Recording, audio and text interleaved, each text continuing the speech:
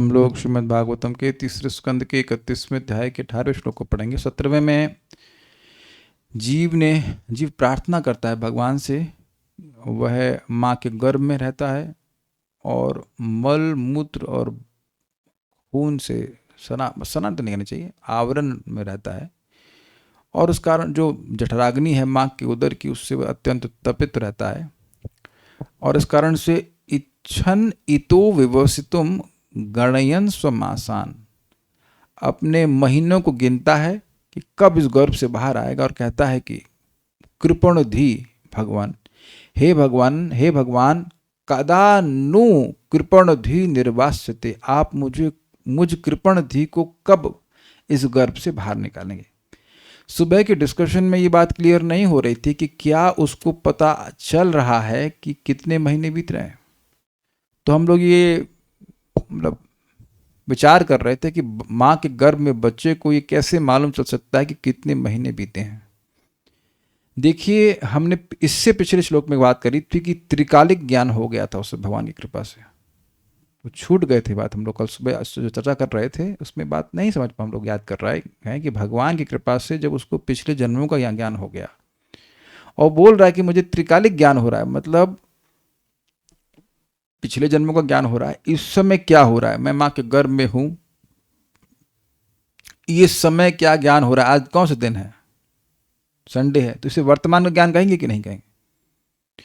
तो इसका मतलब है कि उसको भगवान की कृपा से इस समय वर्तमान का भी ज्ञान है कि मैं इतने महीने से हूं यहां पर, इतने महीने बीत गए हैं, इतने महीने में जन्म होता है। यद्यपि वो एटलीस्ट इस जन्म में हर जन्म में पहली बार जन्म लेते हैं, लेकिन भगवत कृपा से उसको पता चल जा रहा है। तो ये बात थोड़ा सा क्लियर नहीं हुई थी, कैसे मालूम चलता है, भगवान की अचिंत शक्ति से मालूम चल जाता है। भाई मैं पूछूं कि अगर कोई किसी को ये डाउट है कि वर्तमान के महीने कैसे बीत रहे हैं, नहीं कैसे मालूम चलता है, तो मैं पूछूंगा फिर उस व्यक्ति से कि ये बताइए कि उसको पिछले जन्म के बारे में कैसे मालूम चल जाता है। तो कहेंगे भगवान की कृपा से। तो जैसे भगवान की कृपा से पिछले कई जन्मों के बारे में मालूम चल रहा है, ऐसे ही वर्तमान में माँ के गर्भ में है और कितने महीने बीत गए उसे मालूम चल जा रहा है। भगवान तो ज्ञान कहीं भी दे सकते हैं, और इस बात की पुष्टि भी आज के श्लोक से होगी। तो यहां पर भगवान के अनुग्रह को बोल रहे हैं। इसमें तो 17वें में प्रार्थना की कब बाहर आऊंगा,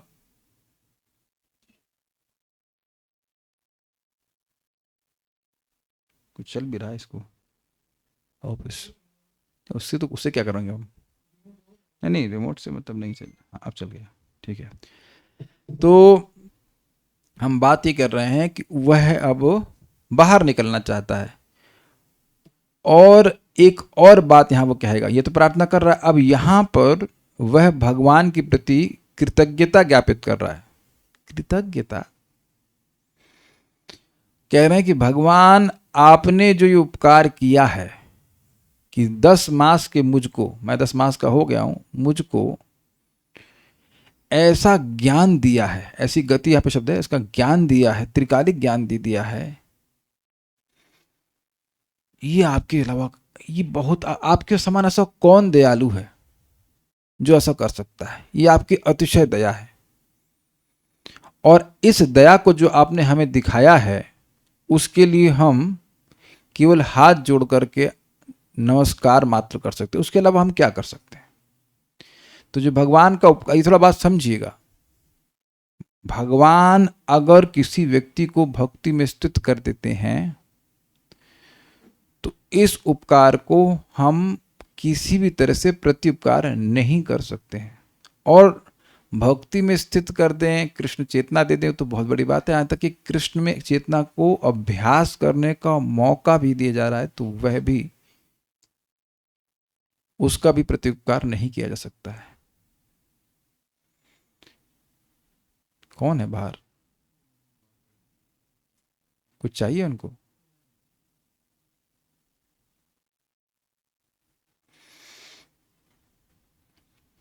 देखिए, जो लोग लेट आते हैं वो आप लोग इस बात का ध्यान रखिए कि लेट आए तो फिर उधर ही उस रूम में बैठ के सुनिए, क्योंकि बहुत छोटा सा रूम है, आप इधर उधर कर रहे हैं और इस सब क्लास में रिकॉर्डिंग में जाएगा, and it's an absolute waste of time.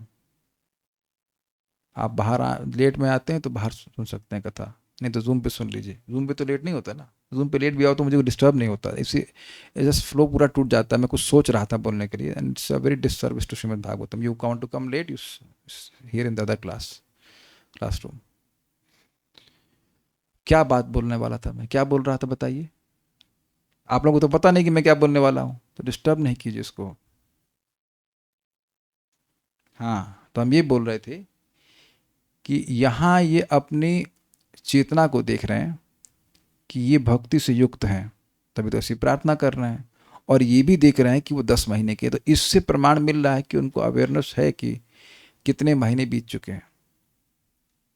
तो कह रहे हैं मुझ जैसे जीव को जो अपने ही बुरे कर्मों की वजह से माँ के गर्भ में आया, उसको 10 महीने के समय में ही आपने भक्ति प्रदान कर दी।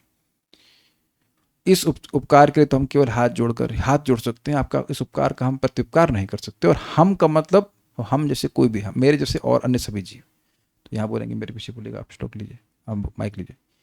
ये दृश्यम गतिमसौ दशमास्य ईश। ये नेदृशिं गतिमसौ दशमास्य ईश। संग्राहितः पुरुदयेन भवादृशेन। संग्राहितः पुरुदयेन भवादृशेन। स्वेनैव तुष्यतु कृतेन स दीननाथः। स्वेनैव तुष्यतु कृतेन स दीननाथः। को नाम तत्प्रतिविनाञ्जलिमस्य कुर्यात्। को नाम तत्प्रतिविनाञ्जलिमस्य कुर्यात्। येनेदृशिं गतिमसौ दशमास्य ईश। येनेदृशिं गतिमसौ दशमास्य ईश। तान्या सोनी माता जी, आप शीर्षासन क्यों लगाई हुई हैं? Your video is upside down.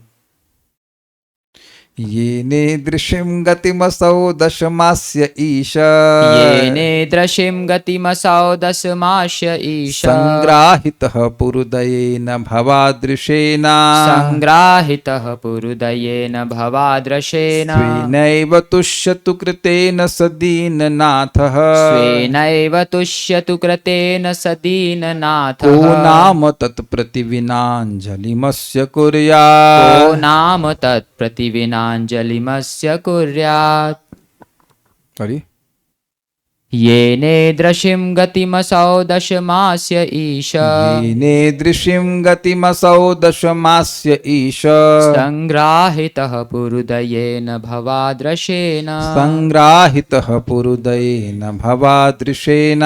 स्वेनैव तुष्यतु कृतेन स दीननाथः। स्वेनैव तुष्यतु कृतेन स दीननाथः। को नाम तत्प्रतिविनाञ्जलिमस्य कुर्यात्। को नाम तत्प्रतिविनाञ्जलिमस्य कुर्यात्। हे भगवान, आपकी अहेतुकी कृपा से मुझ में चेतना आई, यद्यपि मैं अभी केवल 10 मास का हूं। अब देखिए, ये बात थोड़ा समझने वाली होगी कि चेतना तो 7 महीने में आ जाती है। तो ये बोलना क्या चाहते हैं? कृष्ण चेतना। चाहे जीव भक्त न भी हो तो भी उसको 7 महीने में चेतना आ जाती है। कर्मी बच्चा हो चाहे भक्त बच्चा हो। लेकिन यहाँ पर चेतना का मतलब है कि अपना संबंध भगवान से अनुभव करने वाली चेतना। वो समझ रहा है कि भगवान, पिछले श्लोकों को अगर आप स्मरण करें, भगवान की व्यवस्था से यहाँ पे है, भगवान ही मेरे सुख दुख का नियोजन कर रहे हैं, मैंने अपने कर्मों की व्यवस्था, बहुत सारा ज्ञान दिए जो समझ रहे हैं हम लोग को समय से। तो ये कहाँ से आ रहा है ज्ञान? तो ये समझ रहे हैं कि ये जो चेतना है, दिस वेरी एक्सॉल्टेड कॉन्शियसनेस, वो भगवान की कृपा से आ रही है। और नंदनी माता जी, आपकी कृपा से रिएक्शन आ रहे हैं। मैं एक बार तो रिएक्ट नहीं किया, 2 बार नहीं किया, तीसरी बार मैं मीटिंग से हटा दूंगा। तो अगर बच्चा खेल रहा है आपके साथ के फ़ोन के से, तो भी कॉन्शियस कि आपके बच्चे के लिए फ़ोन नहीं है, आपके लिए। आप लोग आज रूम वाले में रूम से भी डिस्टर्बेंस है, क्या करें? क्लास ना करें क्या? आज मूड नहीं है क्लास सुनने का क्या? यार पढ़ाने दो भाई, बच्चे से तो कम बड़ा होना चाहिए। बच्चे के हाथ में फ़ोन देकर मत क्लास सुनिए यहाँ पर। तो यहाँ जो चेतना की बात कर रहे हैं, वो कृष्ण चेतना की बात है, भक्ति की बात है। इसलिए भगवान की दया मांग रहे हैं। ऐसे तो चेतना दे ही रहे हैं। ये तो चीनी को भी चेतना है। चीनी कहाँ है? ऐसा नहीं कि वो कॉन्शियस नहीं, वेरी कॉन्शियस। दारू चीटी कहीं बस डब्बा खोल के छुपा के रख दीजिए, कहीं ढक्कन खोल दी, देखिए ढूंढ लेगी। तो चेतना तो सभी जीवों के पास है, आहार निद्रा भय मैथुन की चेतना तो सबके पास है। लेकिन ये चेतना 10 मास के बच्चे में आई है, इसका मतलब क्या है? कृष्ण भावना, ये जगत दुख का घर है, इत्यादि इत्यादि। क्योंकि हमने सुना था इससे पहले की श्लोकों में कि एक जो कर्मी जीव है वो क्या सोचता है, मैं पहले मरा हूं और फिर मरूंगा। उसके मन में ये भाव नहीं आता है कि मैं भगवान की शरणागति स्वीकार करके मुक्त हो सकता हूं। That doesn't come. क्यों नहीं आता? क्योंकि भगवान ज्ञान नहीं देते ऐसा। तो उसने पहले भक्ति की है, तो भगवान अब इस माँ के गर्भ में भी उसको कृपा करके ज्ञान दे रहे हैं। बार बार रिपीट कर रहा हूँ इस बात को कि लोगों को बिल्कुल बचपन से ही भगवान आहार निद्रा आदि का ज्ञान समय अनुसार देते रहते हैं, लेकिन भक्ति करनी है, मेरी शरणागति करनी है, ये ज्ञान नहीं देते हैं। अगर वो दे रहे हैं तो ये उनकी विशेष कृपा है। ठीक है। पतितात्माओं के मित्र भगवान की इस अहेतु की कृपा के लिए कृतज्ञता प्रकट करने के हेतु मेरे पास हाथ जोड़कर प्रार्थना करने के अतिरिक्त है ही क्या? देखिए बहुत सारी बातें हैं। जो कुछ भी है जीव के पास वो भगवान का ही दिया हुआ है। तो ऐसा तो है नहीं कि जैसे हम जगत में कोई हमारा उपकार करता है तो उसके बदले में हम कुछ दें, उसे खाने के लिए दें, कुछ ना दें। तो जो कुछ आप खाने के लिए देंगे, कुछ गिफ्ट देंगे, तो उसका नहीं है, तो ये माना जाएगा कि आपने प्रत्युपकार किया, या उसको आपको अभी जरूरत पड़ेगी। आपको आज आप किसी की सहायता कर रहे हो तो वो उपकार मानता है, अगर तो कभी आपको जरूरत पड़ेगी तो आपका सहायता करेगा, ये तो अच्छी बात है। तो भगवान को आपकी जरूरत कब पड़ेगी? भगवान को किसी की जरूरत कब पड़ेगी? रक्षक श्री हरिदास प्रभु जी, भगवान को आपकी जरूरत है। अब जरूरत इन सेंस ऐसे तो है नहीं कि भगवान एकदम समस्या में पड़ गए हैं तो अब नन ऑफ अस, ऐसे तो भगवान है नहीं कि उन्हें किसी की जरूरत पड़े। तो आप क्या करेंगे? हाथ जोड़ेंगे? हाथ जोड़ सकते हैं। कठिनाई ये है कि जीव इतना भी नहीं करता। आप लोग भक्त हैं, लेकिन मैं अभक्तों की बात कर रहा हूँ, वो हाथ भी जोड़ना नहीं चाहते। वो तो खुल्लम बोलते हैं कि भगवान है ही नहीं, भगवान है ही नहीं, ताकि जो का they will never understand this. कोई कृतज्ञता की भावना ही नहीं रहेगी। चलिए श्लोक में प्रवेश करते हैं। ईश मतलब हे स्वामिन, हे समर्थ। पुरु दयेना, पुरु का मतलब होता है बहुत ज्यादा, और दया तो समझते हैं बहुत अधिक दया के कारण, अत्यंत दयालु होने के कारण। देखिए ऐसे नहीं, दयालु होने के कारण नहीं, आपके द्वारा जो अत्यंत दयालु हैं, ऐसे कहना चाहिए। ये सब तृतीय विभक्ति में चल रहा है। पुरु दयेना भवादृशेना ईश, इस तरह से चल रहा है। दया होने के कारण इससे अनुवाद नहीं चलेगा। आप जो कि अत्यंत दयालु हैं उनके द्वारा, और भवादृशेना, आप सरीखे अर्थात अतुलनीय। पॉइंट क्या है? आप जैसे अत्यंत दयालु के द्वारा। अब ये बड़ी इंटरेस्टिंग बात है। आप जैसे, यहां पर उपमा और उपमेय एक ही है। जिससे तुलना जी की जा रही है, जिसकी, वो एक ही व्यक्ति है। भगवान की तुलना दयालुता में किससे की जा रही है? भगवान से ही, क्योंकि भगवान से अधिक तो कोई हो ही नहीं सकता। असमूर्ध उनका गुण है, ना तो उनके समान कोई है और ना कोई उनसे श्रेष्ठ है। तो कह रहे हैं आप जैसे दयालु, आप जैसे अत्यधिक दयालु के द्वारा। यह है एग्जैक्ट ट्रांसलेशन। उसका सेंस यही है कि आप निरुपम हैं। निरुपम मतलब अतुलनीय है। आप जितने दयालु हो उतना कोई नहीं है, ना कोई हो सकता है। तो उस कहने का तरीका है कि आप जैसे अति दयालु के द्वारा, आप ही को रेफर कर रहे हैं। आप जैसे जैसे मान लीजिए कि आपने तो ऐसी दया की जैसे मान लो कि सूर्य दया कर रहा है सबके ऊपर, या बादल दया कर रहा है। ऐसे बोलते हैं, बादल को भी दयालु कहते हैं क्योंकि अपना सारा जल दे देता है। ऐसी तुलना की गई है श्रीमद् भागवतम में। लेकिन भगवान की तुलना आप किससे करेंगे? यद्यपि कभी कभी भगवान की तुलना करुणा के सागर कहा जाता है, लेकिन सागर भी तो लिमिटेड ही होता है ना, वो तो समझाने के लिए कर दिया तुलना। लेकिन भगवान, यहाँ अद्भुत है कि भगवान की दयालुता की तुलना भगवान से ही की जा रही है।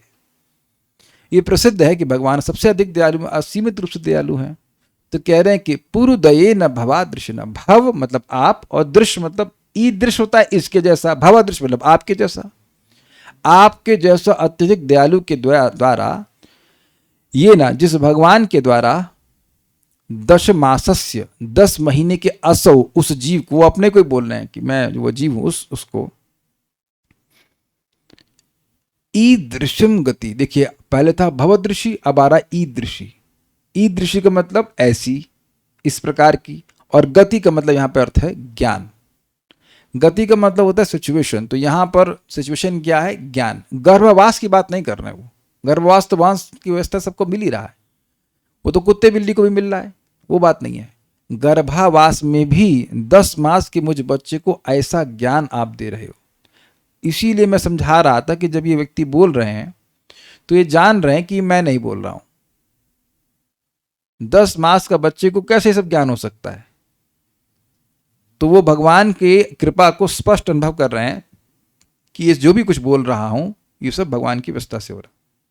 इसलिए तो समझ पा रहे हैं, हे भगवान, हे ईश्वर, ईश्वर मतलब कुछ भी करने में समर्थ हैं आप, तो आपके द्वारा, जो कि अपने आपके जैसे दयालु के द्वारा से कह लीजिए, आपके जैसा बहुत दयालु के द्वारा मुझ 10 मास के बच्चे को इस प्रकार की गति अर्थात ज्ञान प्रदान किया, अर्थात पूर्व जन्मादि के स्मरण को संग्राहित सम्यक रूप से ग्रहण कराया गया है। अब देखिए यहां प्रवचन में कई बार शब्द का प्रयोग हो रहा होता है, ग्रहण कर रहे हैं मतलब जो मैं बोल रहा हूं वो पकड़ में भी आ रहा है, ये ऊपर से जा रहा है, लेकिन यहां मेरा सामर्थ्य नहीं है कि मैं कुछ ग्रहण करा सकूं।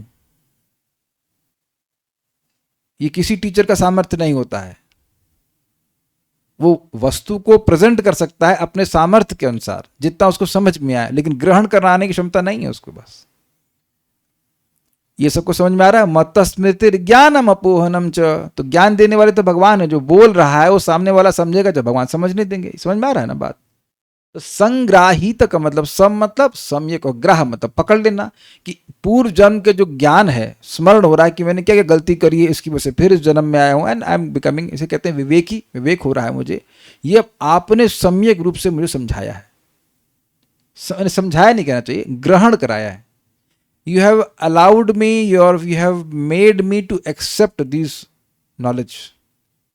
ये ऐसे कह सकते हैं कि ग्रहण तो समझते हैं आप, कोई बात समझ में आ रही नहीं, पकड़ में आ रही, वही बात है, आपने मेरे को इसको ज्ञान को मुझे पकड़वा दिया, ऐसे कह लीजिए, सामान्य भाषा कहें तो। मैंने कई बार इस बात को मैं बोलता हूं कि यहां देखिए सुन रहे हैं सब लोग, और बहुत अच्छी बात है कि सुन रहे हैं, लेकिन सब लोग ग्रहण नहीं कर रहे हैं। हम डिस्करेज नहीं करना चाह रहे हैं, लेकिन ऐसा उम्मीद भी नहीं की जा सकती कि सब लोग ग्रहण करें।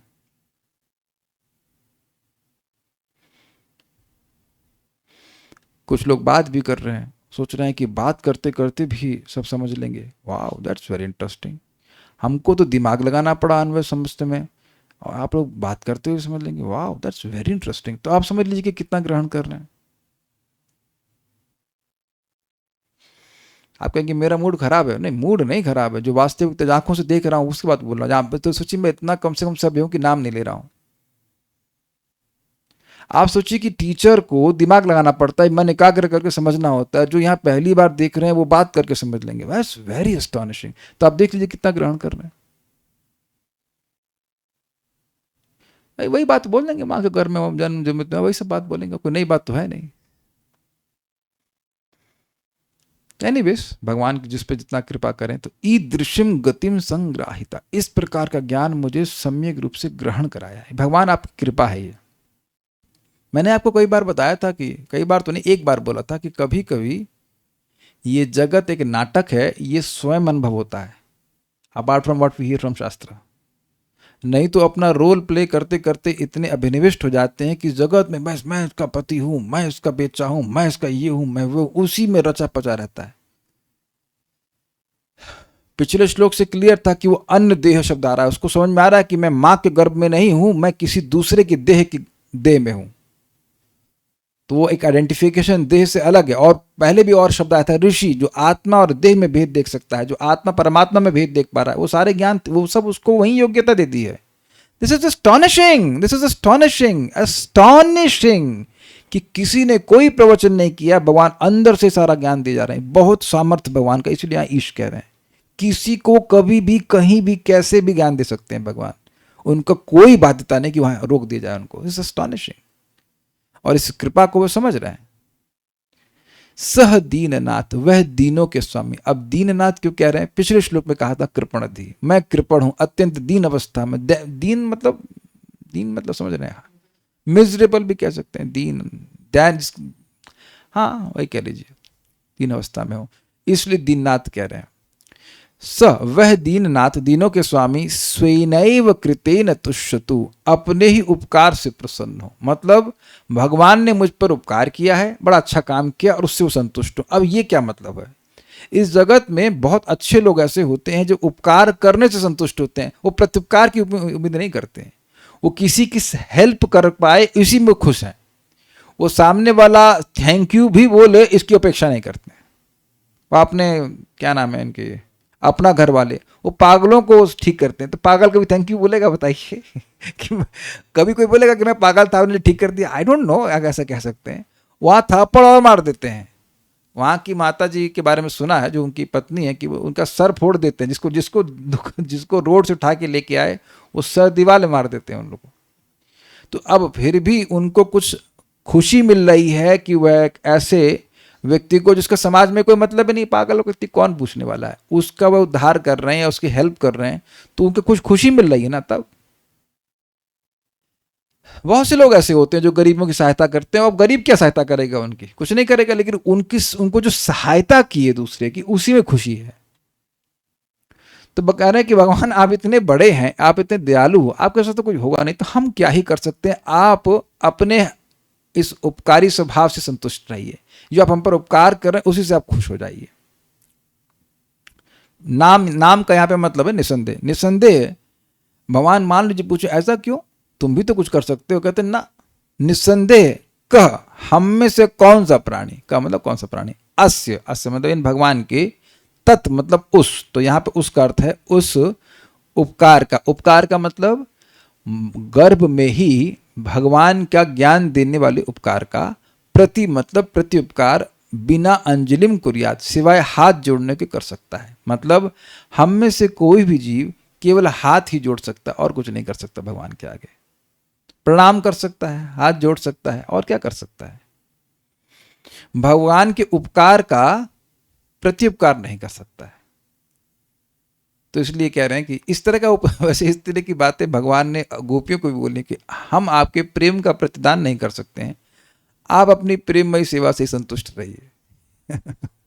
बट पॉइंट इज दैट बहुत अच्छा गुण भी दिख रहा है कि कृतज्ञता अनुभव कर रहे हैं कि भगवान ने कितनी हमारी सहायता करी। It's not easy, I must tell you that it's just not easy. We may say but we don't feel.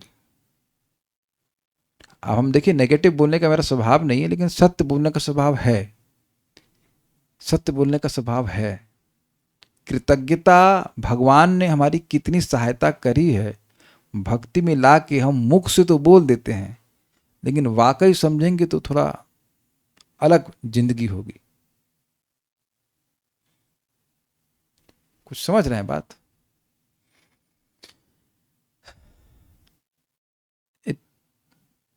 Prabhupada इसके लिए वार्न करते हैं एक तात्पर्य में कि लोगों को याद रखना चाहिए कि भक्ति से पहले उनका जीवन क्या था और भक्ति के बाद उनका जीवन क्या है। क्यों प्रभुपाद जी को कहना पड़ रहा है तात्पर्य में? क्योंकि काफी संभावना है कि हम भूल जाएं इस बात को। इसीलिए याद रखना चाहिए कृतज्ञता। महाराज बोलते हैं, परम पूज्य राधानाथ महाराज, इस जगत में थोड़ी थोड़ी लोग सहायता करते हैं तो व्यक्ति उनका बड़ा सोचता, हाँ इन्हें हमारे लिए किया, हमें करना है, इन्हें हमारे लिए किया, हमारा करना है। लेकिन जो आपको हवा दे रहा है, वह हवा के बिना कितनी देर रह सकेंगे आप? हम सभी लोग कितने रह पाएंगे? उसके प्रति कितना कृतज्ञ होना चाहिए। हवा तो अभी भी फ्री ही है ना, मैं एटलीस्ट एसी के बाद में तो पैसे लगते हैं, लेकिन सामान्य हवा जो जिसे हम ब्रीद कर रहे हैं वो तो फ्री है ना अभी। सूर्य की रोशनी फ्री है, ये सब के बिना कैसे जिएंगे बताइए हम लोग, है कि नहीं? It seems very simple word. अब एक प्रश्न है, अच्छा अब हम अपनी कृतज्ञता कैसे ज्ञापित करें? तो बड़े सुंदर आपको सिस्टम बताएं, बहुत सुंदर सिस्टम। अब कौन भक्त बोले हमको नहीं समझ में आ रहा है, लेकिन बड़ा अच्छा बोले कि देखिए भगवान ने ये मनुष्य देह दिया है, ये भगवान का सबसे बड़ा गिफ्ट है हमारे लिए, सबसे बड़ा गिफ्ट है। क्योंकि इसके द्वारा भजन करके हम भगवान की प्राप्ति कर सकते हैं, उससे बड़ी कोई उपलब्धि नहीं है। तो भगवान ने जो हमें ये गिफ्ट दिया है, इसके बदले में रिटर्न गिफ्ट ये है कि हम उस देह से करते क्या है, और वो क्रिया को कहते हैं यज्ञ, जिसको भगवान चाहते हैं कि हम करें। यज्ञ अर्थात कर्मणो अन्यत्र लोकोयम कर्म बंधना। यज्ञ में जीवन जब व्यक्ति जीता है तब भगवान उससे प्रसन्न हो जाते हैं। ऐसा ही ये भी एक यज्ञ ही है ना, कि हाथ जोड़कर भगवान के सामने आना। I hope you are getting this point. ये ना जिनके द्वारा ईदृशिम गति, इस प्रकार की गति अर्थात ज्ञान, अनेक अनेक जन्मों का ज्ञान, असौ मुझ जैसे जीव को दशमास्य मासस्य 10वें महीने में ही हो गया है। ईश मतलब हे ईश्वर, संग्राहिता मतलब ये ज्ञान मुझे आपके द्वारा ग्रहण कराया गया सम्यक रूप से। और आप कैसे हैं तो कह रहे हैं पुरुदयेन भवादृशिन, आप जैसे अत्यंत दयालु के द्वारा ये ज्ञान मुझे करवाया गया है। तो स्वेनैव तुष्यतु कृतेन सदीन नाथ, वही स मतलब वो भगवान जो दीनों के नाथ हैं, वो अपने ही इस सुंदर कृत्य से संतुष्ट हों, हम कुछ उसके बदले में नहीं दे सकते हैं। जैसे आप देखेंगे कि भोजन बिकता है आजकल, तो जो भोजन बेच रहा है वो आपसे उम्मीद कर रहा है कि आप उसे कुछ पैसा दीजिए। लेकिन जिन लोगों ने कभी फूड फॉर लाइफ की खिचड़ी बांटी है तो वो जानते हैं कि आप कुछ उम्मीद नहीं कर रहे हैं, आप चाह रहे हैं कि बस खाए वो, और जितनी बार वो चम्मच से दे रहे हैं प्रसाद, आपको संतुष्टि मिलती है। कोई भूखा व्यक्ति आता है, उसने वो आपने कुछ दिया और वो खाता है तो संतुष्टि मिलती है। सबको अनुभव है ये, सब कुछ सबको तो नहीं होगा, लेकिन जिन लोगों ने ऐसा कभी किया है they will feel very good about it. या कभी कोई व्यक्ति आपको मिल गया बहुत भूखा है, तो आपके पास प्रसाद था, आपने दे दिया, वो कुछ दिया नहीं इसके बदले में, लेकिन वो कार्य करने से बड़ी संतुष्टि होती है। सबको है अनुभव एनीवन? अच्छा, किसी को अनुभव है इस प्रकार का कि आपने कभी किसी की सहायता की बिना किसी अपेक्षा के? कोई भूखा था उसको खाने को दिया, या कोई गरीब था उसे कपड़ा दिया, आप देखेंगे बड़ी संतुष्टि होती है। तो मैं खाली ये कहना चाहता हूं कि अपने ही कृत्य से संतुष्टि होती है, इसका आप लोग को अनुभव है कि नहीं? और उसमें भी आप जब बिना संबंध के देंगे तो और अच्छा लगता है। Have you felt like this? अपने बच्चों को, चाची के बच्चों को, ताई के बच्चों को तो देता है, लेकिन बिना संबंध के व्यक्ति जब देता है तो और सुख लगता है। देखा है आपने? कभी करके देखिएगा, यू फील वेरी हैप्पी। तो ये कह रहे हैं कि भगवान हम कुछ नहीं कर सकते हैं, आप अपने ही कृत्य से सुखी होइए। ऐसा क्यों? तो कह रहे हैं को नाम, नाम मतलब निसंदेह, कह कौन ऐसा व्यक्ति है जो तत् तत् तत् और प्रति अलग कीजिएगा। तत् मतलब उस का मतलब आपके उस उपकार का जो आपने इस प्रकार से कुछ जीवों पे करते हैं, सब पे नहीं करते हैं।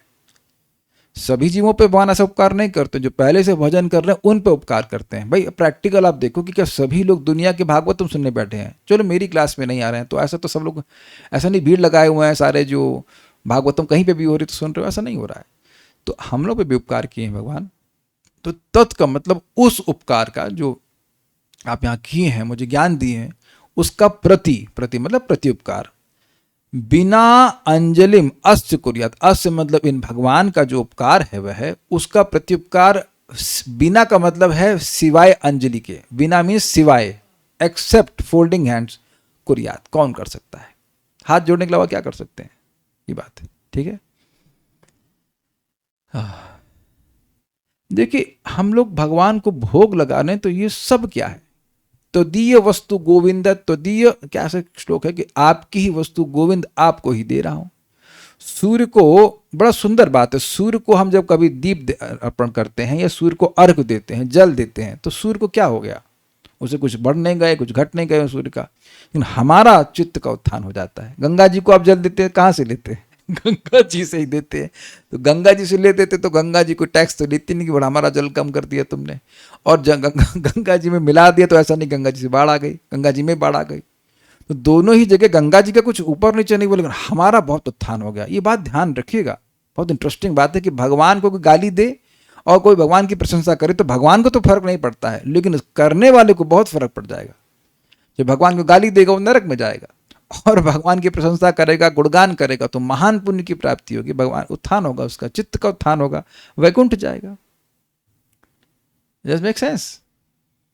तो भगवान के हमारे, इसको बहुत सुंदर एग्जाम्पल से दिया गया है कि जब व्यक्ति को मेकअप करना होता है या जो भी कुछ अपना कुछ भी करना है, तो वह रिफ्लेक्शन पे कुछ नहीं करता है, वो अपने चेहरे को पोंछता है, जो कुछ करता है, जो उसका रिफ्लेक्शन वो अपने आप अच्छा हो जाता है।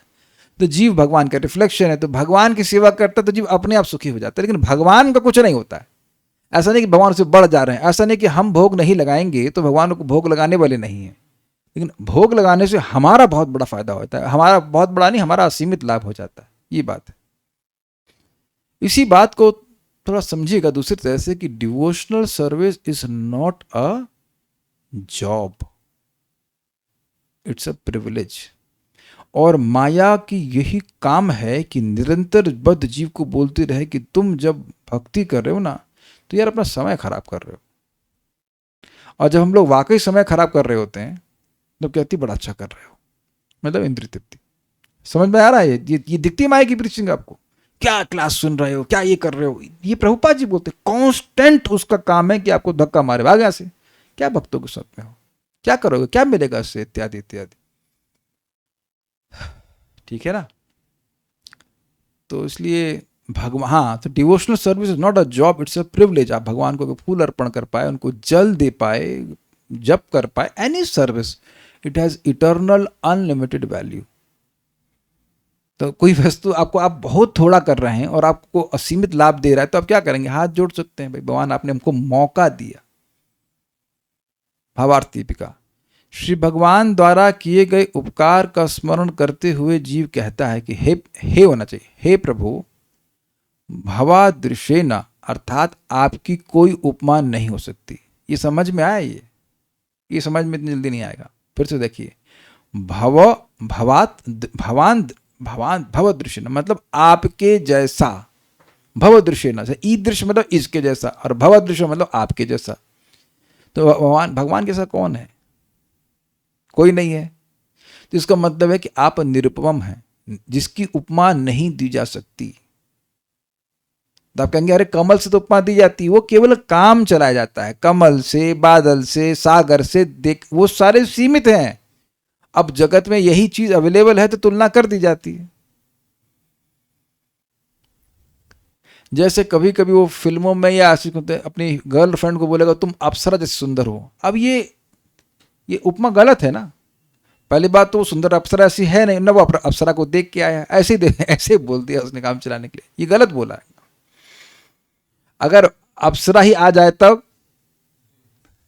वाकई अप्सरा आ जाए तो कहेगा तुम मेरी गर्लफ्रेंड जैसे सुंदर हो, तो वो नहीं मानेगी, नहीं स्वीकार करेगी। तो लेकिन अब जो उपमा अवेलेबल है, पॉइंट क्या है कि यही मैं क्यों एग्जाम्पल दिया, यही उपमा चलती है आजकल, तो चला देते हैं कि अप्सरा से सुंदर है वो, रे उनकी ये पत्नी और उनकी गर्लफ्रेंड है ये है, तो लड़की तो अप्सरा से सुंदर है, तो आप सारे अप्सरा को देख के आए हो। तो लेकिन एक उपमा चल रही है, तो उसी तरह से उपमा चला दी जा रही है कि कमल के समान भगवान की आंखें हैं, ये है। अरे कहाँ कमल मुरझा जाता है? हम तो रोज भगवान को कमल अर्पण करते, देखिए अब हम दिखा नहीं रहे हैं, लेकिन 2 घंटे में मुरझा जाता है। तो भगवान की आंखें मुरझा जाती हैं 2 घंटे में, ये कहना चाहते हैं। तो आप समझ रहे हैं इस बात को कि वो जो तुलना है वह केवल एक काम चलाने के लिए है। और फिर भी भगवान खुश हो जाते हैं कि हाँ ठीक है, हमारी तुलना अगर हमसे अत्यंत हीन व्यक्ति से की जाए तो अब आप अच्छा नहीं मानेंगे। मैं कहूँ काले कृष्ण प्रभु आप तो 2 साल के बच्चे के समान बुद्धिमान है, तो आप कोई खुश तो नहीं होंगे 2 साल के बच्चे के समान। आप में से कितने लोग इसको उपमा स्वीकार करेंगे? प्रिय श्रवा माता जी, आप स्वीकार कर लेंगे आप ना 2 साल के बच्चे के समान इंटेलिजेंट है? तो कहेंगे गाली दे रहे हो क्या? यही मानेंगे ना, गाली दे रहे हो क्या? अब समझ ना कितना हीन है वो, भगवान से कितना हीन है। फिर भी भगवान इतने दयालु है कि खुश हो जाते हैं। नमो पंकज नाभाया, नमो पंकज नेत्राय, सब बोल देते हैं। चिन्मय वस्तु है भगवान, फिर भी तुलना एक भौतिक वस्तु से की जा रही है। फिर भी अब क्योंकि इंटेंशन ग्लोरीफाई करने के लिए है तो भगवान स्वीकार कर लेते। तो हम खाली ये बोलना चाहते हैं कि भगवान की उपमा किसी से नहीं कर सकते आप। तो ये भवदृश्य का अर्थ हुआ कि आप जैसे आप कृपालु हो, वैसे व्यक्ति ने, आप जैसे व्यक्ति ने जो आप जैसे कृपालु हैं। तो कहने का मतलब है कि हम किसी की उपमा दे ही नहीं सकते। आप इतने दयालु हो कि आपके दया के बराबर कोई उपमा है ही नहीं। इस सेंस में कृपा सिंधु कहना भी गलत है, बिकॉज सिंधु की भी एक लिमिट है, लेकिन भगवान की दया की कोई लिमिट नहीं है। ठीक है, आप निरुपम दयालु हो, निरुपम समझ रहे हैं? ऐसे दयालु हो कि जिसकी कोई उपमा ही नहीं दी जा सकती। क्यों? प्रमाण क्या है कि आपने इस 10 मास के जीव को ईदृश्यम गतिम अर्थात इस प्रकार का ज्ञान प्रदान किया है। ये बहुत अद्भुत बात है भाई। 10 मास का बच्चा तो कुछ कर भी नहीं सकता, जब इनको ज्ञान दिया गया है तब बोल रहे हैं, बोलने के बाद ज्ञान नहीं दिया जा रहा है। This called costless mercy. बोल इस ले रहे हैं क्योंकि भगवान ने ज्ञान दिया है। अब 10 मास का बच्चा हिल डोल नहीं सकता है और गंदा भी है, कपड़ा भी नहीं पहना है, मल मूत्र के घेरे में पड़ा हुआ है, तब भी ऐसी अवस्था में भगवान ज्ञान दे रहे हैं। तो आप कौन सा कारण बता रहे हैं कि जिसकी वजह से योग्यता बन रही? तो वही देख रहे हैं, हमारी कोई योग्यता नहीं है और आप इतना अद्भुत ज्ञान दे रहे हैं जो कि मां के गर्भ के बाहर आने के बाद लोगों को नहीं होता है। हमें से कितने लोग को अपने पूर्व जन्म का स्मरण है? कुछ नहीं।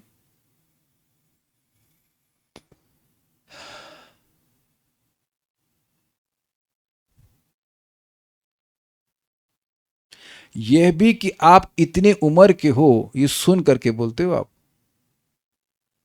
ये नहीं पता कि इतने साल बीत गए हैं। कुछ समझे मैंने क्या कहा?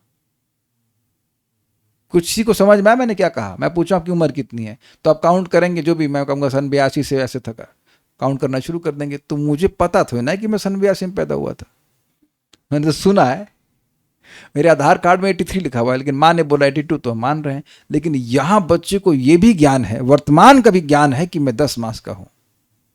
कैच किया? ये कितनी गंभीर बात है। एस्टॉनिशिंग और नॉट? सब भगवान दे रहे हैं। हम में से यहां जितने भी ज्ञानी बैठे, हम सब लोग, हमें से किसी को नहीं पता कि हमारी उम्र कितना है। हम लोग को नहीं पता है, हम कैलकुलेट करके मालूम करते हैं।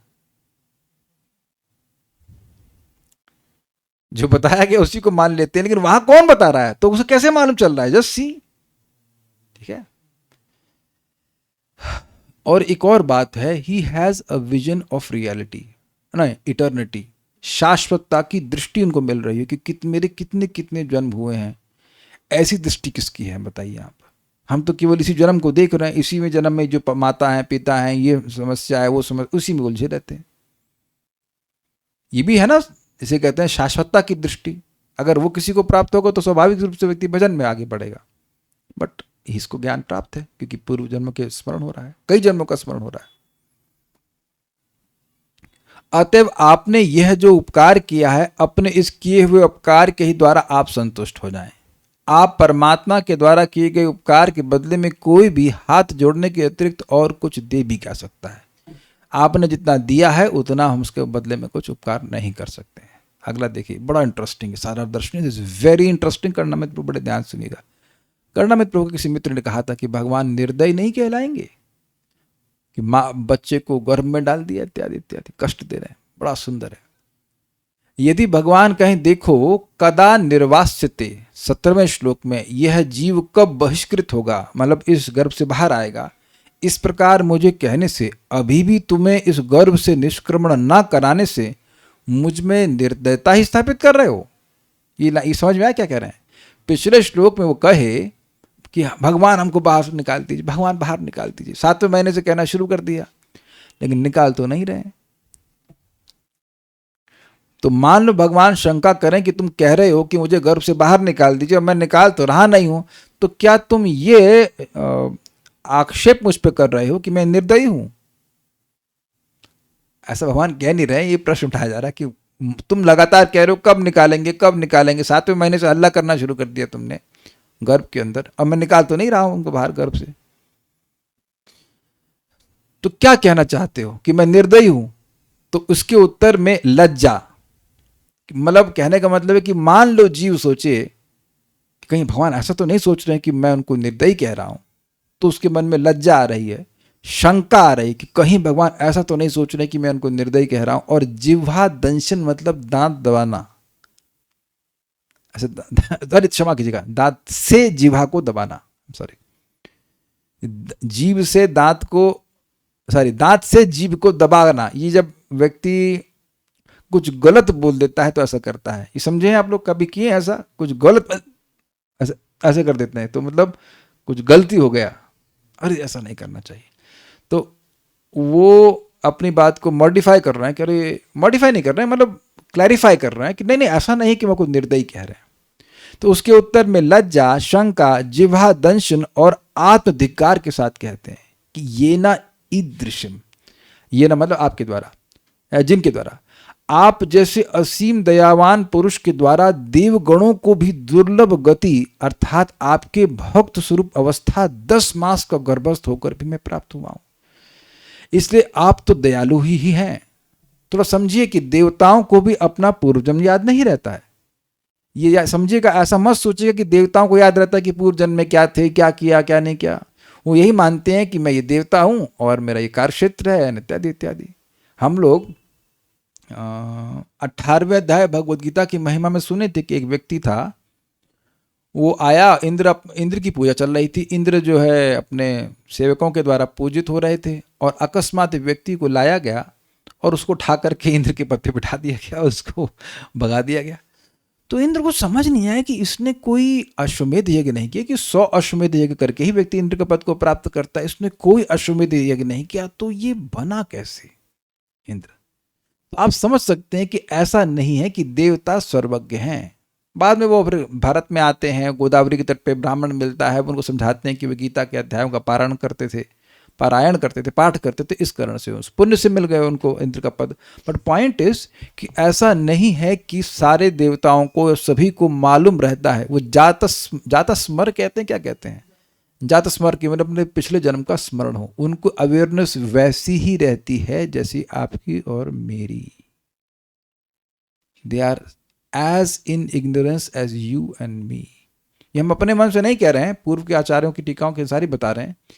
ये देहाभिमान कि मैं ये देवता हूं, मैं इंद्र हूं, मैं ये हूं, मैं वरुण हूं, जो भी मतलब नाम हम देवताओं के बोलेंगे, वो यही बने रहता है। इसी को कहते हैं मिथ्याभिमान। जैसे जब मैं चींटी था तो मैं मान रहा था कि मैं चींटी हूं, ऑल्दो चींटी शब्द नहीं, लेकिन मैं देह की बात कर रहा हूं। जितना अज्ञान मेरा यहां है, ऐसे ही देवता के शरीर में भी है। अगर ऐसा नहीं होता तो मणिग्रीव और नल कुबेर, जो कि कुबेर के पुत्र थे, वो ऐसा गलत कार्य क्यों कर रहे थे। गंगा जी में इस प्रकार से, हम बोलना नहीं चाहते क्या कर रहे हैं, लेकिन वो जो गंगा जी में गलत कार्य कर रहे थे तो उसको तो नहीं करना चाहिए वहां पर। तो ये देह अभिनिवेश रहता है। ऐसा नहीं है कि व्यक्ति देवता बन गया तो उसका देह में अभिनिवेश वो नष्ट हो गया, ऐसा नहीं होता। वो सतगुणी कार्य करेगा, गंदा काम नहीं करेगा, लेकिन फिर भी देह में अहम और मम बुद्धि रहती है कि नहीं रहती। तो कह रहे हैं कि देवताओं को भी जो दुर्लभ गति है, वो मुझे ऐसी अवस्था में, देवताओं की उम्र कितनी लंबी होती है, 10-10 हजार साल जीते हैं, वो 10-10 हजार साल जीने के बाद भी ज्ञान नहीं प्राप्त कर पाते, और मैं 10 महीने में ज्ञान प्राप्त कर, 10 महीने नहीं, 10वें महीने में ज्ञान प्राप्त किया हूं। जानते हैं कि हर बच्चे को नहीं होता है, ये बात क्लियर समझ लीजिएगा, हर बच्चा इतना ज्ञानी नहीं हो जाता है, लेकिन इसको प्राप्त हुआ है, इसलिए भगवान की कृपा को स्वीकार कर रहा है, समझ रहा है। देखिए, अब आप कहेंगे आत्मधिक्कार क्यों। आत्मधिक्कार मतलब वो पहले ही बोल चुके हैं, कृपण धी हूं तभी तो इस गर्भ में आया, गलत कार्य किए इसलिए तो आया, इत्यादि इत्यादि। तो मुझ जैसे व्यक्ति को भी ऐसा आपने उपकार किया है, इससे अपने को धिक्कार रहे हैं, ये समझ में आ गया। मुझ जैसे नीच को भी आपने इस प्रकार का ज्ञान दिया है, ये आपकी दयालुता है। ठीक है, यहां भवत सदृश दयालु के द्वारा यह कहने से आक्षेप लब्ध अर्थ में आप जैसे दयालु आप ही हैं, अन्य कोई नहीं। ये क्या बोले। देखिए, अगर मैं ये कहूं कि एकमात्र राम ही वीर हैं, तो उसका क्या मतलब हुआ, और कोई वीर नहीं है। नहीं, एकमात्र राम ही वीर है, मतलब अन्य लोग भगवान राम के समान वीर नहीं है। तो उसी तरह से इसको आक्षेप लब्ध अर्थ कहा जाता है। आक्षेप ये करना कि भाई भगवान राम के अलावा कोई वीर है ही नहीं, ये आक्षेप करना हुआ ना। आक्षेप मतलब एक, क्या कहते हैं उसको, एलिगेशन। हाँ, एलिगेशन कि भगवान राम के अलावा कोई वीर नहीं है। लेकिन ऐसा नहीं कि उनके अलावा कोई वीर नहीं, उनके जैसा कोई वीर नहीं, ये अर्थ हुआ। ये अनन्वय अलंकार बताया गया। क्या है भाई ये, तो सब पढ़ लेते फिर समझाऊंगा। उपमानोपमेयत्वम एकस्यैव त्वनन्वयः। रसामृत शेष में श्रीजीव पाद अर्थात एक वाक्य में एक ही का उपमान और उपमेयत्व होने पर अनन्वय अलंकार होता है। कहने का मतलब है, किसी वाक्य में जैसे मैं कहूं कि तुम्हारा चेहरा तो कमल जैसा है, तो जो उपमा है वो कमल की है, उपमेय कौन है? तुम या जो भी व्यक्ति है, कोई लड़की है, लड़का है, जो भी है। अब मैं कहूं कि तुम अपने जैसे सुंदर दिखते हो, इसका क्या मतलब है? ऐसा कभी होता है क्या? तुम अपने जैसे बुद्धिमान हो, तुम अपने जैसे शक्तिशाली हो, तो इसका मतलब ये है कि तुम्हारे जैसे शक्तिशाली कोई है ही नहीं। Is it sinking? तो यहां भवदृशेना उरु दयेना शब्द था ना, उरु नहीं था, पुरु दयेना का मतलब यह है कि आप कितने दयालु, अपने जैसे दयालु हो, मतलब आपके जैसे दयालु कोई नहीं है। सीधी सीधी बात की, ठीक है? यहां तक समझ लीजिए, ना बात समझ में आ रही इतनी बात समझ लीजिए कि आपके जैसे दयालु कोई नहीं है, ठीक है? तत् प्रति, तत् मतलब आपका ये जो उपकार है, और प्रति मतलब प्रत्युपकार। इसका प्रत्युपकार मैं ब्रह्मा के समान परमायु प्राप्त करने पर भी प्रदान करने में सक्षम नहीं हूं। अब ये बहुत मजेदार बात है। देखिए, हम सभी लोगों पर अपने गुरु का असीमित उपकार है। अब ये कैसे, थोड़ा समझिए। कितने ही ब्रह्मा जी आए और मर गए, ब्रह्मा जी की परम आयु भी अनादिकाल के संबंध में ऐसी है। आवाज आ गई होगी शायद, बहुत क्षणिक, और हम अनादिकाल से इस जगत में हैं। अब ये बात थोड़ी समझने वाली है। अनादिकाल से जीव पड़ा हुआ है यहाँ पर, और ब्रह्मा जी आते हैं, वो अपना काम करके चले जाते हैं, भगवान के पास चले जाते हैं, फिर दूसरे ब्रह्मा आते हैं, फिर ऐसे कितनी सृष्टियां हो गई, उसकी हिसाब नहीं है। It is very frightening, it is dam very frightening. किसी को कुछ भी समझ में आ रहा है? पूजा माता जी कुछ दिमाग में घुस रहा है? ये बात बड़ी गंभीर बात बोल रहा हूँ, सब लोग एकाग्र मन से सुनिए मैं क्या कह रहा हूँ। अनादि मतलब पीछे कोई नंबर नहीं है, कब से इस जगत में है। जगत मतलब एग्जिस्टेंस में। ब्रह्मा जी आते हैं, सृष्टि होती है, महाविष्णु से प्रकट होते हैं, फिर वो परम आयु बीत जाती है। जो थोड़ा अंदाजा ले लीजिए कि ब्रह्मा जी के 12 घंटे मतलब 1000 गुणा 43 लाख साल, ऐसे उनकी 12 साल की रात, 12 घंटे की रात्रि, और ऐसे करके वो 100 साल जीते हैं। इस प्रकार से एक ब्रह्मा जी की परम आयु समाप्त हो गई, और हम नहीं सुधरे। फिर दूसरे फिर बहुत लंबा समय बीत जाता है, फिर ब्रह्मा जी उत्पन्न होते हैं, फिर सृष्टि होती है, फिर शरीर जो मिलता होगा, नहीं सुधरे। अब ऐसे कितने ब्रह्मा जी बीत गए नहीं पता। इसीलिए करना मित्र मैं बता रहा हूं ना कि जो लोग केवल अपना भजन कर रहे हैं वो बिल्कुल दयालु नहीं है। केवल अपना भजन करने वाले बिल्कुल दयालु नहीं है, बिल्कुल नहीं है, जीरो। अपना भजन कीजिए, लेकिन कुछ तो दूसरों की सहायता की भावना होनी चाहिए। अगर वो कुछ उपकार मानते हैं अपना गुरु के अपने ऊपर, तो जरूर सहायता जरूर करेंगे। क्योंकि ये बात पे कभी विचार करे ना व्यक्ति, तब समझेगा कि किसी भी जीव पे आप कितनी बड़ी कृपा कर रहे हो। अरे एक जन्म, अरे 1000 जन्म में या 1 मिलियन जन्म में भी भगवान के पास पहुंच गए ना, तब भी जल्दी पहुंच गए।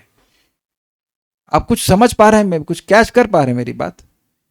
अब आपको उत्साह दे रहे हैं। हम लोग इतने समय से पड़े हुए हैं कि there is no hope, actually there is no hope कि किसी जीव को भक्ति करने का मौका भी मिलेगा। सकाम निष्काम कोई भी भक्ति करो, भक्ति का संपर्क ही नहीं मिलता है लोगों को। नाम तक सुनने को नहीं मिलता, प्रसाद तक देखने को नहीं मिलता। ये तिलक वाले भक्त नहीं दिखते हमको। आज बस में वेदवादिनी को छोड़ने जा रहा था, देख माता जी ग्रे रंग का सेम तिलक, गौड़े वैष्णव तिलक था, ग्रे रंग का लगाई तुम। ये ओ वेरी रेयर। आप देखो बेंगलोर में या कहीं भी आप कहां दिखता है सब तिलक? इट सीम्स वेरी नॉर्मल ना। किसी नियोफाइट भक्त से मिलना भी असंभव की कैटेगरी में है। नए भक्त से मिलना भी असंभव मान के चलिए। वो तो महाप्रभु की कृपा है कि इतना प्रचार हो रहा है, नहीं तो कहां दिखता है बताइए? ऐसे मर जाते हम लोग। तो मैं खाली समझा रहा हूं कि भगवान मतलब सामान्य रूप से भक्ति का संपर्क भी मिल गया तो भी असीमित लाभ दे रहा है कोई व्यक्ति। कुछ समझे बात? अब यहां तो मां के गर्भ में ही भगवान ने भयंकर वाली भक्ति दे दी, मतलब भयंकर मतलब जबरदस्त वाली भक्ति दे दी कि पिछले जन्म का भी याद है, कई जन्म का याद है, वर्तमान का ज्ञान है, ये प्लान डिम्फाना श्लोक बोल रहा है। तो ये तो बहुत भयंकर उपकार हो गया ना। स्वेनैव, ये समझ में आ गया कुछ कि ब्रह्मा जी की परम आयु भी बीत जाएगी तो हम उपकार नहीं कर सकते। तो प्रश्न अगर तो हम उपकार में क्या कर सकते हैं? खुद भक्ति भी करें, और अगर सामर्थ्य है तो दूसरों की भी सहायता करें भक्ति करने में, दूसरों की भी सहायता करें। और कोई तरीका नहीं है। There is no way we can repay our teachers. I am saying teachers and not teacher. कि एक ही गुरु नहीं होते हैं, बहुत सारे वैष्णव हमको सहायता करते हैं भक्ति में आने के लिए आगे। स्वेनैव, आपके स्वकृत कर्म के द्वारा ही आप प्रसन्न हो। देखिए स्वेना और प्लस एवा, एवा मतलब ही और कोई नहीं, केवल आपने इतना सुंदर कर्म किया कि अब आप ही प्रसन्न हो। इसी बात को चौथे स्कंद में शायद आएगा कि 4 कुमारों को भगवान पृथु महाराज कहते कि आप भगवान का व्याख्यान कर रहे हैं, ये असीमित भगवान की असीमित सेवा है। सुनाई पड़ा? असीमित भगवान की असीमित सेवा है कि भगवान के व्याख्यान कर रहे हैं, क्योंकि जो भगवान के बारे में ठीक ठीक सुनेगा वो भगवान की भक्ति करके भगवान के पास चला जाएगा। इसीलिए प्रपात कहते हैं the highest aspiration of a Vaishnava is to become a preacher of Krishna consciousness. Krishna भावना का प्रचार करना एक भक्त की सर्वश्रेष्ठ लालसा होती है, क्योंकि भगवान को बहुत संतुष्ट करता है। गीता में बिल्कुल स्पष्ट कहा गया है, आपको केवल अंजलिबद्ध नमस्कार करने के सिवाय आपके किए उपकार का प्रत्युपकार करने का किसका सामर्थ्य है? तो ये तो बात समझ में आ ही रही है, किसी का नहीं है। क्रम संदर्भ बड़ा अच्छा अर्थ लिया गया इसमें। ईदृशिम अर्थात इस प्रकार की आपकी भक्ति लक्षणा गतिम अर्थात अवस्था को आपने मुझे प्राप्त कराया है। ये जो गति है, ये जो अवस्था है जिसमें जो आपकी भक्ति स्फुरित हो रही है, ये आपकी कृपा से हो रही है, अन्यथा नहीं हो सकती। भवादृशेना अर्थात आपके जैसे, इस शब्द से भगवान की निरुपमता व्यंजित है, मतलब इससे ये सूचित हो रहा है कि भगवान जैसा ही कोई दयालु और नहीं है। ठीक है, उपमा भगवान जैसे दी जाती है। ठीक है, जब किसी की उपमा उसी से दी जाए अर्थात उसकी उपमा किसी और चीज से नहीं दी जा सकती। अब समझ में आया? आप कितने सुंदर हो, आप अपने जैसे सुंदर हो, मतलब आपकी सौंदर्य की तुलना अब किसी से नहीं की जा सकती। समझा गया? तो आप कितने दयालु हो, अपने जैसे दयालु हो। तो अब अपने जैसे दयालु हो मतलब सागर में कितना पानी होता है? अब मैं अगर आपसे कहूं कि सागर के जल की तुलना किससे करेंगे आप राधा रमन प्रभु? सागर की। तो आप समझ रहे कि इस जगत में सागर के जल की तुलना आप किससे कर सकते हैं? गागर से तो नहीं कर सकते, घड़े से तो नहीं कर सकते, इट्स जस्ट नॉट पॉसिबल ना। तो जैसे यहां पर जल की मात्रा की दृष्टि से सागर अपने आप में उपमा है, तो भगवान अपने संबंध में जो भी गुण है, दया का हो, रूप का, वो अपनी ही उपमा है। तो इसलिए यहां पर भवादृश्य ने कर निरुपमा हो गया। अब एक और बहुत अच्छी बात आने वाली है, बड़ी सुंदर बात बोल रहे हैं भाई, मजा आ जाएगा सुन करके। स्वकृतेन एव अर्थात अपने ही किए हुए उपकार से आप स्वयं संतुष्ट हो। इसका क्या आशय है ये देखिए समझाया है। यह अत्यंत दुर्गत जीव, वह जीव जो दुर्गति को प्राप्त है, मां के गर्भ में पड़ा हुआ है, यदि एक बार मेरे द्वारा अनुग्रहित हुआ है तो मैं इसका त्याग कैसे कर सकता हूं, यह विचार करके आप संतुष्ट हो, ये अर्थ है। This is brilliantly put, was very astonished. कुछ समझ में आया आपको? ये कह रहे हैं कि आपने मुझ पर उपकार किया तो मैं क्या उपकार करने वाली अवस्था में हूं? क्या मैं ऐसा कुछ किया हूं जिसकी वजह से आप मुझे उपकार करें? तो जब मैं किसी लायक नहीं हूं तब आपने उपकार किया है, तो अब आप उस उपकार करने की भावना से संतुष्ट हो, मतलब you should never become dissatisfied with me. मैं आपके लिए कुछ नहीं कर सकता हूं, कल हाथ जोड़ सकता हूं।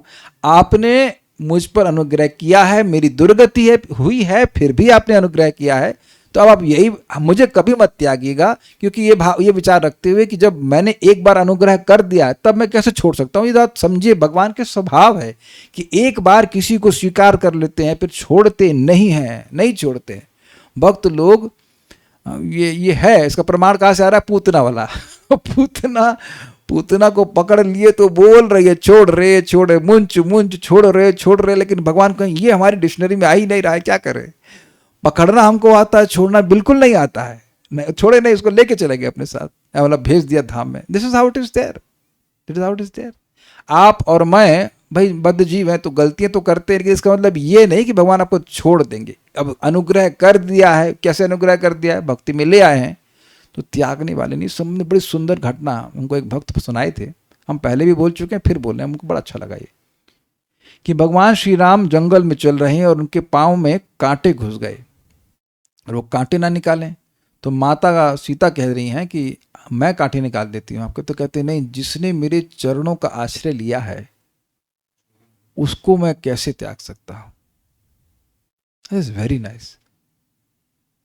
ये है। और इस प्रकार से एक श्लोक भी है चैतन्य चरितामृत में कि धन्य है वो सेवक जो अपने स्वामी का सेवा नहीं छोड़ता है, और धन्य है वो स्वामी कि अपने सेवक को नहीं छोड़ता। और दुर्दैववश, दुर्भाग्यवश अगर कदाचित वह सेवक भगवान अपने स्वामी की सेवा छोड़ दे तो चूले धरी आनी, चूल का मतलब होता है शिखा, शिखा से खींच के वापस लेके आता, जैसे कि चैतन्य महाप्रभु ने काला कृष्णदास को किया। ये बात है। तो ये बड़ा अच्छा था। तात्पर्य प्रपात का पढ़ते हैं। जैसा कि भगवद गीता में कहा गया है कि शरीर के भीतर आत्मा के साथ स्थित परमात्मा है ही बुद्धि तथा विस्मृति के देने वाले हैं। जब भगवान देखते हैं कि बद्ध जीव माया के बंधन से छूटने के लिए उत्सुक है तो वह भीतर से परमात्मा के रूप में और बाहर से गुरु रूप में बुद्धि प्रदान करते हैं। अथवा ये थोड़ा समझ लीजिएगा कि गुरु प्रमाणिक हैं तो भगवान की बात बोलेंगे, और भगवान जब देखते हैं कि कोई जीव मेरे पास आना चाहता है तो उसे गुरु से मिलाते हैं, और गुरु तो भगवान की ही बात बोलते हैं, वो आपको विशेष रूप से देख करके नहीं बोलते हैं, लेकिन भगवान उनके द्वारा ऐसी कोई बात बुलवा देंगे जो आपको हिट कर जाएगी। कुछ समझे बात? Because you are searching, that's how Krishna works. और आप सब लोग का ऐसा अनुभव होगा कि प्रवचन सुन रहे हैं और कोई ऐसी बात सुन ली जो अब आपको भक्ति के लिए उत्साहित कर देती है। ऐसा नहीं कि वो सोच क्या है कि आपको टारगेट करके आए कि नहीं इसको बोले, ऐसा नहीं होता। सबका अनुभव ऐसा है कि नहीं है? इसलिए सुनते रहना चाहिए। कुछ भी गलती हो, कुछ भी हो, सुनते रहो सुनते रहो सुनते रहो, कुछ ना कुछ ऐसा भगवान बता देंगे कि आपको इंस्पायर हो जाएंगे आप भक्ति करने के लिए। इसलिए सुनना बहुत जरूरी है। अथवा साक्षात भगवान का अवतार लेकर उपदेश देते हैं, यथा भगवत गीता। कभी कभी मतलब मोस्टली तो गुरु के द्वारा हमको उपदेश मिलता है, भगवत गीता से भी उपदेश मिलता है। भगवान सदैव ऐसा अवसर देखते रहते हैं कि पतित आत्माओं को ईश्वर के धाम ले जाएं। अब ये एक बड़ी जबरदस्त बात है। देखिए, अगर आप और मैं भगवान के पास जाना चाहते हैं तो आपसे ज्यादा भगवान चाहते हैं। दैट्स वेरी इंटरेस्टिंग, क्योंकि भगवान सत्य संकल्प हैं। हम और कुछ बनना चाहें तो हमारा भाग्य है, मेरे बने ना बने। मान लो हम IAS ऑफिसर बनना चाहें, ना बन पाए पता नहीं, और जरूरी भी नहीं कि बन के सुखी हो जाएंगे, but we don't know. Is it not, मान लीजिए मैं कल भेलपुरी की स्टॉल लगाऊं, so I don't know whether I be successful और नॉट। लेकिन जो इच्छा भगवान की है, अगर उसमें आपने अपनी इच्छा मिला दी तो बताइए कि भगवान की इच्छा को कोई रोक सकता है? बड़ी हम आपको उत्साहवर्धन देने वाली बात बोल रहे हैं। और ये फट्टेबाजी नहीं है, ये कोई मतलब क्या बोलेंगे उसको हम, फट्टे डायलॉग बाजी नहीं है। ये सिद्धांत आपको समझा रहा हूं। भगवान सत्य संकल्प है। भगवान चाहते हैं कि हम उनके पास चले जाएं। तो अगर हम उस कार्य को करते हैं, हम भी चाहें कि भगवान आपके पास वापस आना चाहते हैं और उसके अनुसार कार्य करने लगे, तो दुनिया की कोई शक्ति नहीं है कि आपको रोक सके। रोकने का प्रयास जरूर किया जाएगा। अगर कुछ नहीं नोट किया तो लिख लीजिए इसको। श्रेयांसी बहुविज्ञानी, ये श्लोक है। श्रीधर स्वामी 1.1.1 की टीका में लिखते हैं इसको। श्रेयांसी बहुविज्ञानी, श्रेय की प्राप्ति में विघ्न आते हैं, लेकिन इसका मतलब यह नहीं कि श्रेय की प्राप्ति रुक जाती है। Barriers will be there, difficulties will be there, but ये समझ लें कि जिस दिन से आपने शरणागत हुए हैं भगवान की, भगवान मैं आपकी शरण में हूं, मैं आपकी भजन करना चाहता हूं, भजन कर भी रहे हैं आप सब लोग, तो भगवान उसी दिन से उसको स्वीकार कर लेते हैं। मर्त श्लोक है इस प्रकार से, मर्तो यदा त्यक्त समस्त कर्मा निवेदितात्मा विचिकीर्षितो में, अब बोल रहा ऐसे करके श्लोक है। उसी दिन, जिस दिन आपने शरणागति स्वीकार करी कि श्री कृष्ण मैं आपकी शरण में हूं, उसी दिन भगवान निर्णय कर लेते हैं कि मैं पीके द्विवेदी को, मैं मतलब भगवान पीके द्विवेदी को यहां पीने नहीं दूंगा विद्या, और बहुत पी के टल्ली हो गए, अब और नहीं। I will make him perfect, that's a fact, but not immediately. ये भगवान का स्वभाव, तुरंत नहीं करते, धीरे धीरे धीरे धीरे धीरे धीरे धीरे धीरे करते। आप लोग भले चाहें कि जल्दी करते, लेकिन ये सबके संग है। प्लीज बात को समझिए। ये प्रभुपाद बोले, everyone's perfection is guaranteed, everyone, सबका। बस लगे रहिए। परम पूज्य राधा गोविंद महाराज श्री कृष्ण उपाध्याय प्रभु जी को बोले थे, अब बोले थे ना कि बड़े परेशान थे ये, तो कह रहे 5 साल जब करते रहिए, बोले थे ना महाराज जी। वाई 5 years महाराज? कुछ महाराज सोच के बोले ना, लगे रहो लगे रहो। अभी तो 5 साल नहीं हुआ है, कितना साल बाकी है? अभी 3 साल बाकी और तो 3 उसका गुरु महाराज की कृपा से 5 साल में परफेक्ट हो जाए आप। सो द पॉइंट इज, धैर्य मत छोड़िए, करते रहिए करते रहिए। लेकिन ये बड़ी इंटरेस्टिंग बात है। कहाँ गए? हमें भगवान के प्रति कृतज्ञ होना चाहिए क्योंकि वे हमें सदैव सुखी बनाना चाहते हैं। हमारे पास भगवान को उनकी भलाई का बदला चुकाने के लिए पर्याप्त साधन नहीं है और उनको उनकी भलाई करेंगे भी क्या? सूर्य को क्या आप रोशनी देंगे बताइए? अतः हम केवल कृतज्ञता का अनुभव कर सकते हैं और हाथ जोड़कर उनकी प्रार्थना कर सकते हैं। गोविंदम आदि पुरुषम तमहम भजामि। देखिए, हाथ जोड़कर का मतलब है सुबह मंगल आरती का दर्शन हम लोग कर रहे हैं, ऑनलाइन कर रहे हैं या मंदिर में जा रहे हैं तो प्रणाम करना। इससे वेरी सिंपल ना। आप हाथ जोड़ रहे हैं या प्रणाम कर रहे हैं या सेवा कर रहे हैं, हम्बल सर्वेंट, हम क्या ही कर सकते हैं भगवान, ऐसे करके भावना। क्या ही कर सकते हैं इसका मतलब ये नहीं कि कुछ नहीं करेंगे ये तो नहीं सुनाई पड़ रहा है। क्या ही कर सकते हैं तो कुछ नहीं करेंगे नहीं नहीं नहीं, आप कुछ क्या ही कर सकते हैं मतलब ऐसा नहीं कि भगवान कुछ बढ़ा देंगे, लेकिन जो करेंगे उससे आपको असीमित लाभ मिलेगा। ये भगवान का शब्द है, सच अनंताय कल्पते। आप कुछ भी दे रहे हैं भगवान को या सहायता कर रहे हैं देने में, तो उसका लाभ अनंत होता है। समझ रहे हैं? श्री कृष्ण उपाध्याय प्रभु काहे आपको तुलसी लाने के लिए बोला? एफर्ट बहुत कम है लेकिन लाभ असीमित है। अब मेरे लिए रोज मंदिर जाना मुश्किल है, तो प्रभु जी सुबह आकर के सुबह सुबह फ्रेश तुलसी गार्डन ले आते हैं गिरिराज जी के शालिग्राम के लिए। तो एक तुलसी देने का क्या फायदा है पता है आपको? क्या फायदा है? एक तुलसी पत्ता भगवान को देने का क्या फायदा है पता है आपको? उसके बदले में क्या देते हैं भगवान? अपने आप को दे देते हैं। और आप पूरी माला देंगे तो तो बिक गए ना वो। समझ में आ गई बात? ये बात अगले ब्रह्मा आप ही बनने वाले हैं बनना चाहते। इट में सीम वेरी लाफेबल बट सत्य है। अगर बनना चाहेंगे तो बन जाएंगे। ठीक है। अब बाकी लोग कहेंगे अच्छा ये तो श्री कृष्ण उपाध्याय को मिल जाएंगे, हमारे लिए क्या बचेंगे? अरे आपके लिए पूरा ही बचेंगे कि 1 - 1 = 1। तो आप लोग भी सेवा करते रहिए। ठीक है। कहाँ गए? कुछ नास्तिक लोग गर्भस्थ शिशु की इस प्रार्थना के विषय में संदेह व्यक्त कर सकते हैं कि शिशु अपनी मां के गर्भ में ऐसी सुंदर प्रार्थना किस तरह कर सकता है, किंतु भगवान की कृपा से सब कुछ संभव है। बाह्य रूप से शिशु को इतनी भयावह स्थिति में रखा जाता है किंतु आंतरिक रूप से वह वही है और भगवान वहां होते हैं, मतलब जीव के रूप में।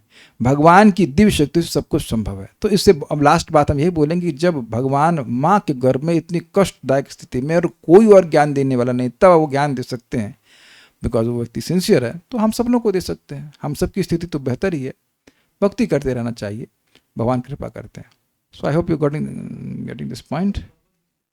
क्या कह रहे हैं? भगवत दृश्य समझ में नहीं आया आपको तो अब मेरे अकाउंट में पैसे जमा कीजिए तो समझाएंगे आपके। अब पूरा कथा खत्म हो गई तो आपको अब तक समझ में नहीं आया। ई दृश्य मतलब इस जैसा, भव दृश्य मतलब आपके जैसा।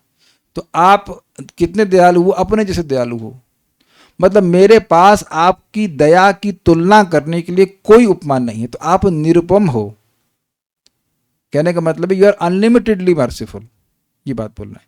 जैसे कुछ खाते हैं तो हम लोग बोलते हैं अमृत जैसा लगता है। अमृत देखा नहीं है लेकिन बोल देते हैं कि अमृत जैसा लगता है। हाँ, मतलब तुलना कर देते हैं। अच्छा, अमृत की तुलना कैसे करेंगे? ठीक है, यहां आप तुलना करो अमृत से, ठीक है, और अमृत खाएंगे तो अमृत, हाँ अभी समझ में आ जाएगा। अमृत खाएंगे तो क्या कहेंगे आप? अमृत, तो तुम अमृत जैसे हो, लग रहे हो। तो अब समझ में आ गया, आपके पास तुलना करने के लिए कुछ नहीं है। जो बताया गया है उसी को मानना चाहिए। तो पहले कमेंट था, द्रविड प्रभु कुछ कहना चाहते हैं। Just give me a second, first stop this class then take your class. हाँ, क्वेश्चन।